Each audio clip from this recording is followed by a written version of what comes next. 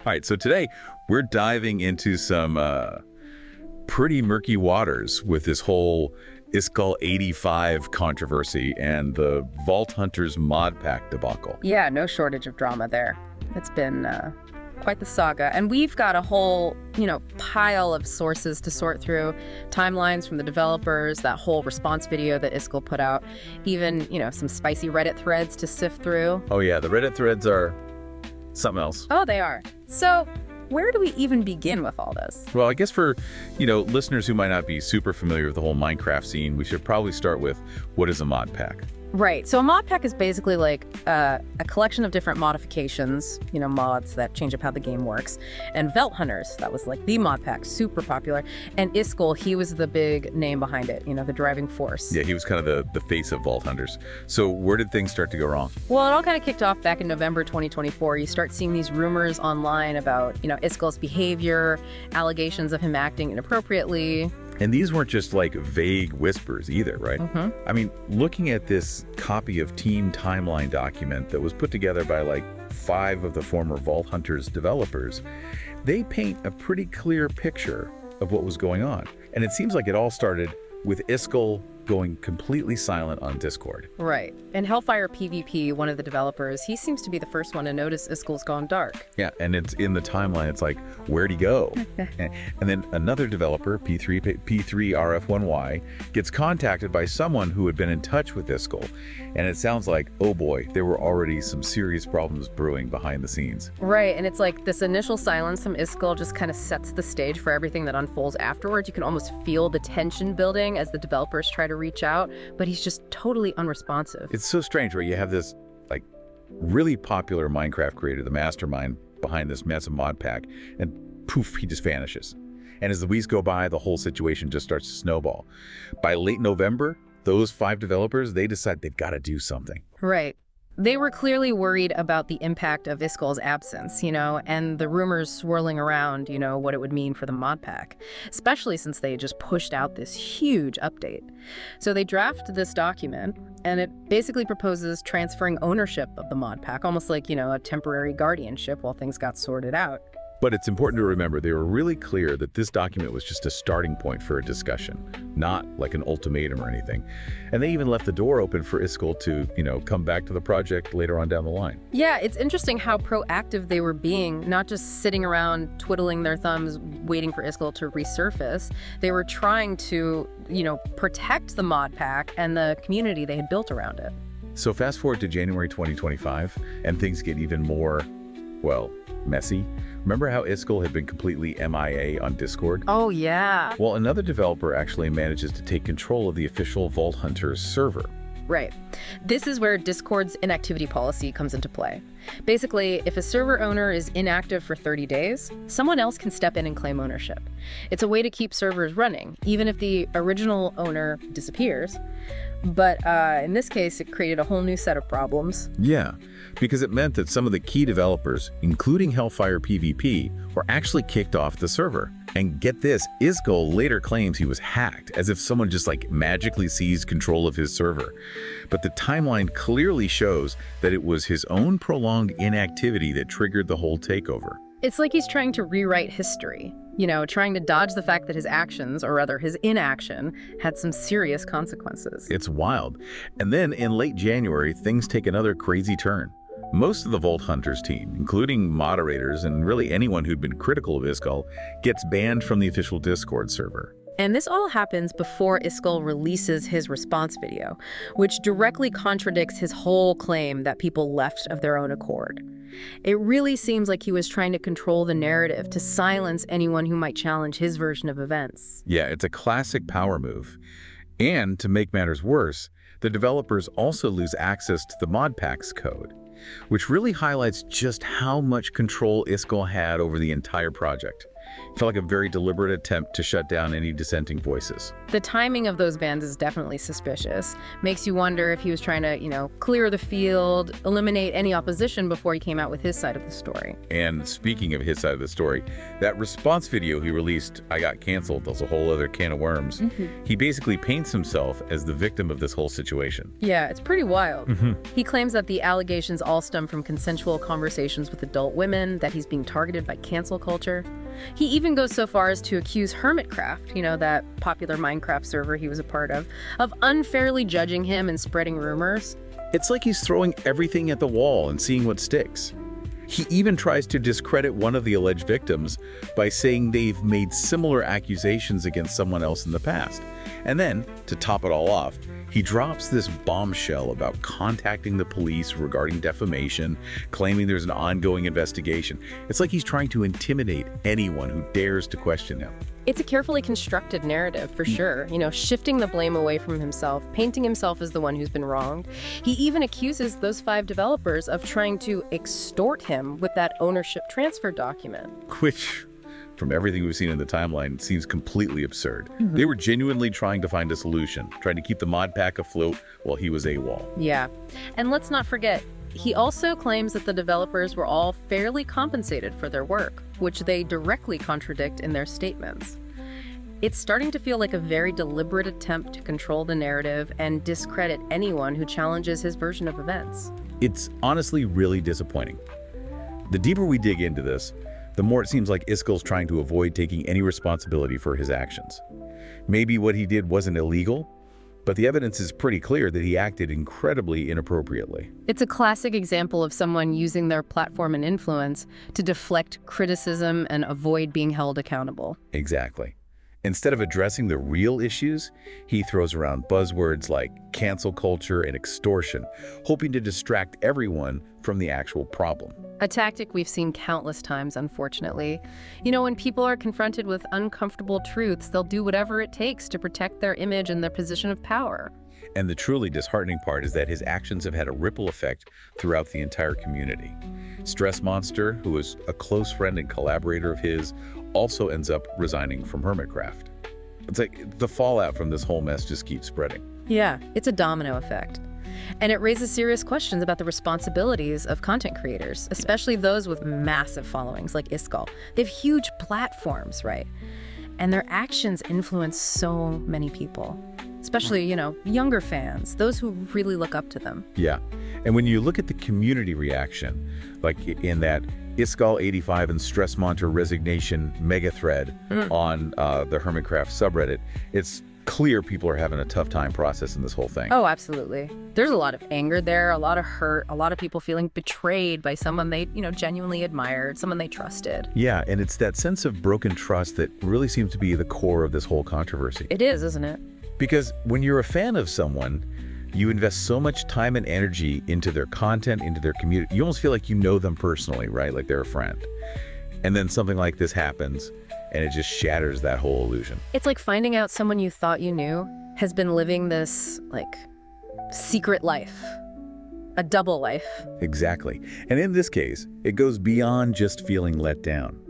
The allegations against Iskall are serious, and they raise real concerns about the safety and well-being of those involved. Right. And it highlights the power dynamics that exist in online communities. Content creators, especially those with large followings, they hold a position of power, and that power has to be used responsibly. It does.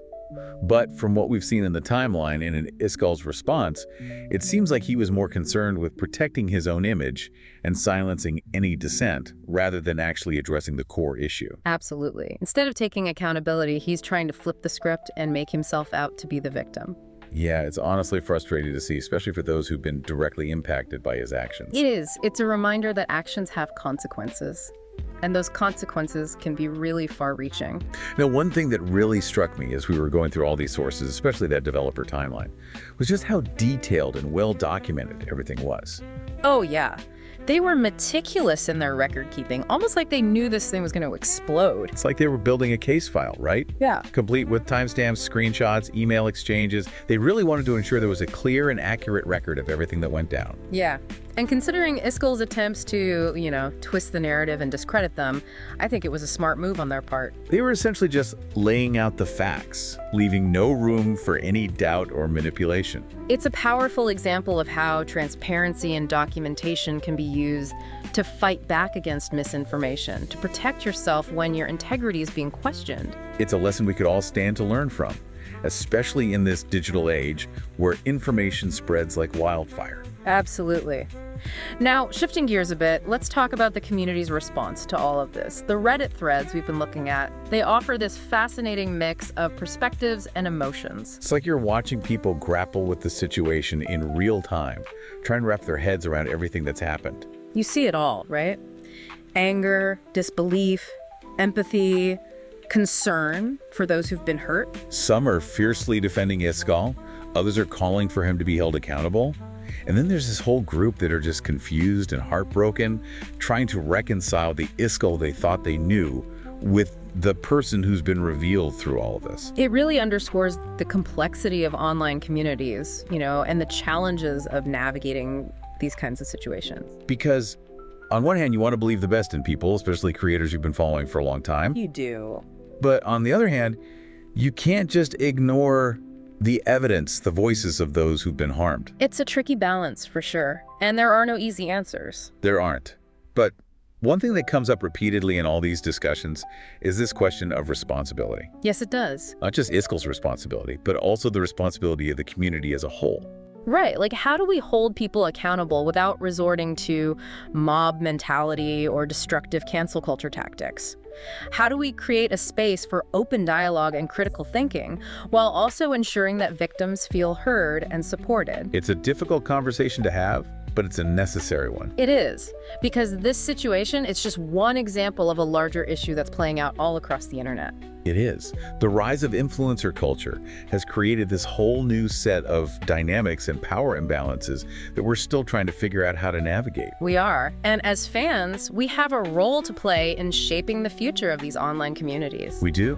We need to be more discerning about who we choose to support, more critical of the information we consume, and more willing to hold our favorite creators accountable when they cross the line. Absolutely. Because at the end of the day, the success or failure of these communities depends on the collective actions of everyone involved. It really does. It's about creating a culture of respect, accountability, and transparency. It is. And maybe, just maybe, we can learn from this situation and build something better, something stronger, something that truly serves the needs of the community. That's the hope, anyway. It is.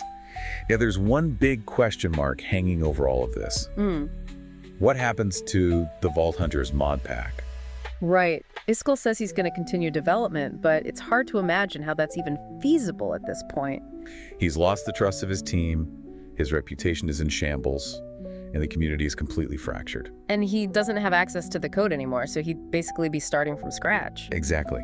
It seems highly unlikely he'll be able to recapture that, that magic that made Vault Hunters so successful in the first place. It's a reminder that trust is fragile, and once it's broken, it's really difficult to repair. It is. And in this case, the damage goes way beyond just Iskall himself. Right. The whole mod pack, the community, the developers who put their heart and soul into this project, they've all been impacted by his actions. It's a sad ending to what was once such a thriving and innovative project. It is. It's a reminder that actions have consequences. Right. And sometimes those consequences can be absolutely devastating. Yeah, it's a tough lesson for sure. And it makes you think about the power dynamics in these online spaces. Yeah. When someone has a big platform and a devoted audience, they have a real responsibility, to wield that influence carefully. And when that power is abused, the ripple effects can be, far-reaching. Yeah. Way beyond their immediate circle. Yeah, and in this case, the fallout has been pretty significant. We've seen relationships fall apart, careers impacted, and a whole community left reeling. Betrayed by someone they trusted. It is a sobering reminder that the actions of these influencers, they have real world consequences. They do. Now, before we wrap up this whole deep dive, there's one lingering question that I can't shake. Why did Stress Monster resign from Hermitcraft? Yeah, that's the big mystery everyone's trying to figure out. And unfortunately, we just don't have any clear answers. She hasn't made any official statement. Her reasons for leaving, they remain unclear. Yeah. There's been a lot of speculation online. Some folks think she was, pressured to distance herself from Iskall, while others think, she was struggling with the emotional fallout from the whole situation. Yeah, it's also possible she just needed some time and space, to process everything, to figure out, her next steps. Which, given the circumstances, would be completely understandable. Oh, yeah. This whole ordeal, it's been incredibly stressful and emotionally draining for everyone involved. So we've covered a lot of ground today. We've gone through that timeline, analyzed the evidence, and wrestled with some pretty weighty ethical questions. We have. We've seen how the actions of one person can have this domino effect, right? Yep. Impacting an entire community and leaving behind a lot of hurt and confusion. So where do we go from here? What lessons can we learn from this experience, and how can we use this knowledge to create a healthier, more responsible online environment?